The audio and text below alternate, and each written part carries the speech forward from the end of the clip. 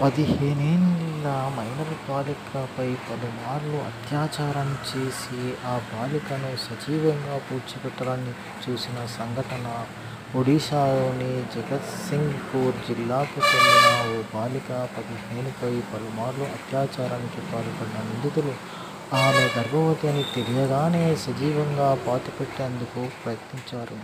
కుజాంగ్ పోలీసుల కథనం ప్రకారం బాలికపై అదే ప్రాంతానికి చెందిన ముగ్గురు వ్యక్తులు పలుమార్లు అత్యాచారానికి పాల్పడ్డారు. ఆ బాలిక 5 నెలల గర్భవతి అని తెలిసాక నిర్మానుష ప్రదేశానికి తీసుకువెళ్లి సజీవంగా పూడ్చిపెట్టాలని చూశారు.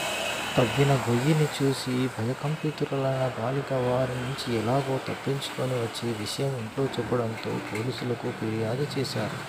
పోలీసులు బాలికను ఆసుపత్రికి తరలించి నిందితులను స్థానికంగా ఉండే సోదరులు భాగ్యధర్ దాస్, వంచనన్ దాసులతో పాటు వారి స్నేహితులు తురుబాబులుగా గుర్తించారు. అన్నదమ్ములను అరెస్టు చేసిన తురుబాబు కోసం గాలింపు చర్యలు చేపట్టారు. జగత్సింగ్పూర్, ఒడిశాలో జరిగిన ఈ సంఘటన సంచలనానికి, భయకంపితులను చేసే ఒక సంఘటనగా మారిపోయింది.